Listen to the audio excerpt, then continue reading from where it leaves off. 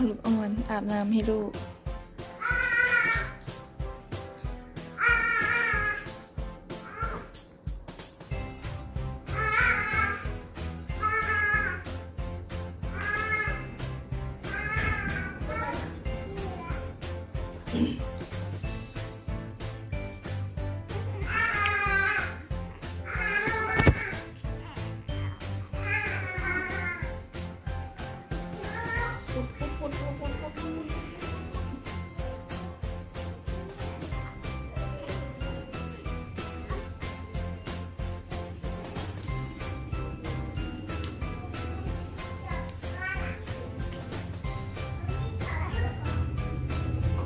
แป๊ดแป๊ดแป๊ดแป๊ดแป๊ดแป๊ดแป๊ดแป๊ดแป๊ด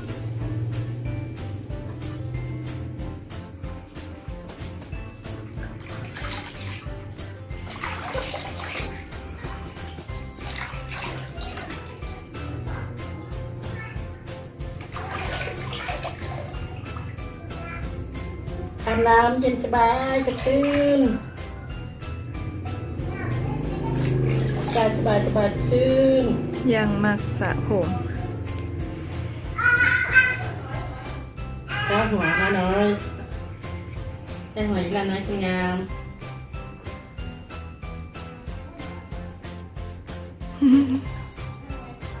น้อยอันนั้นแล้วถ้าหอมถ้าหอมไปได้ตู้เลย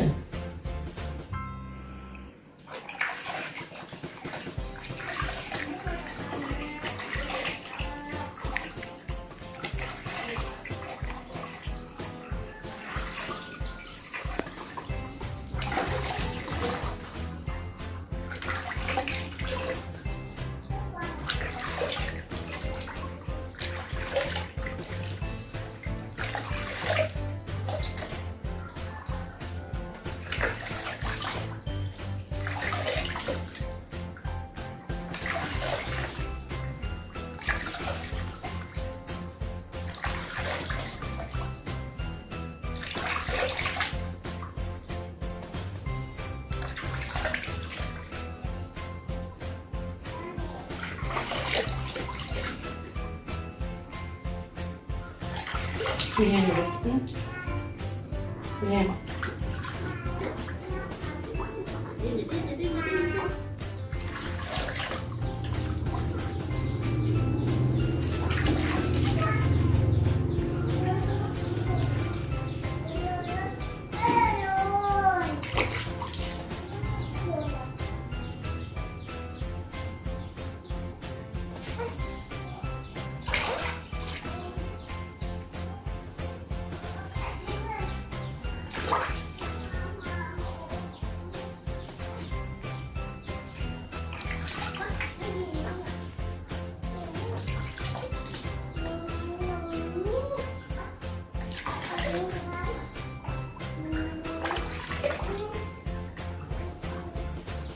ได้เจ็บหัวกันขึ้นหัวกันย่าหนาวเจ็บหัวกัน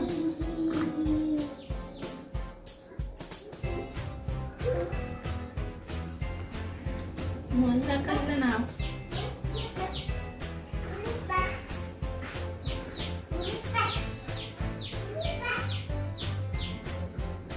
อีพยูนไปลิ้นละ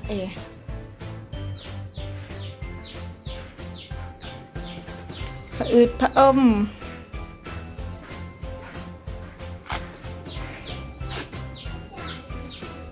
โอ้เหนียวเต็มเลยแต่น้อยเหนียวเต็มเลย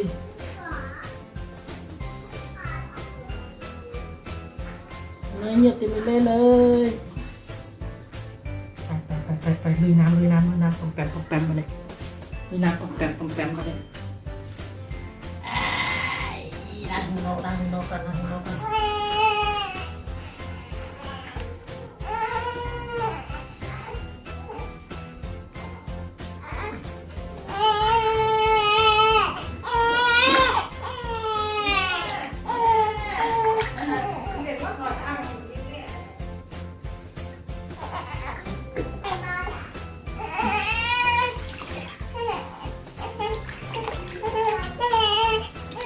ให้ลูกมันอาบน้ำด้วยกัน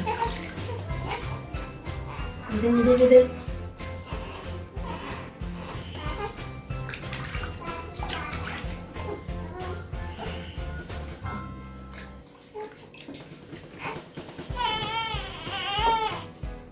แทนจะดูหอมกันลุกบุเดียว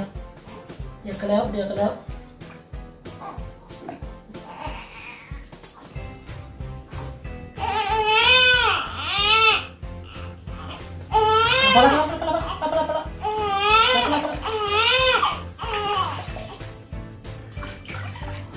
พอแล้วพอแล้ว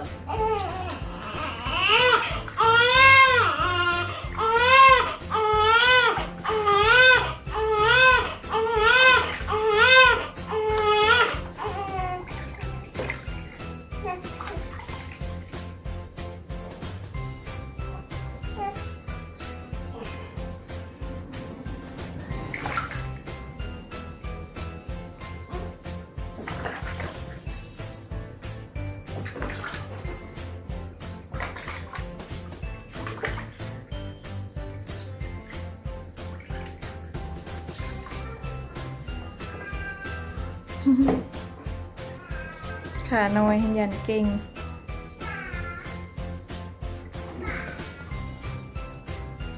ในท้องก็ยันดอกเด็กออกมาก็ยังดอกเด็กกว่าเก้าอีกไปทำต้มแต้มอะไรนะต้มแต้มอะไรโมกันอีโมกัน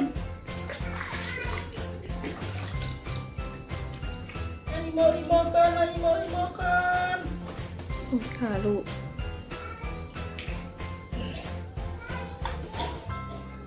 อีโมกัน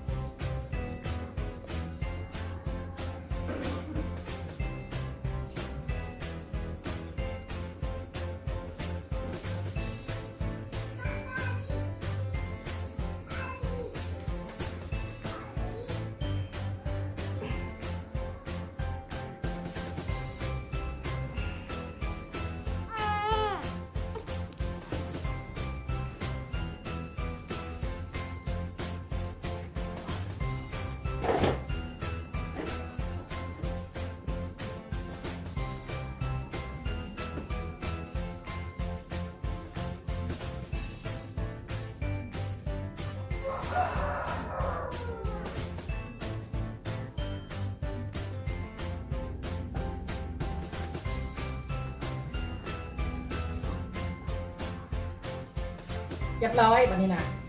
อาบน้ำเช็ดแล้วเรียบร้อยกินนมวันนี้นะกินนมมีแม่วันนี้นะผิงอาบน้ำแล้วกินนมมีแม่วันนี้นะนมวันนี้นะเอา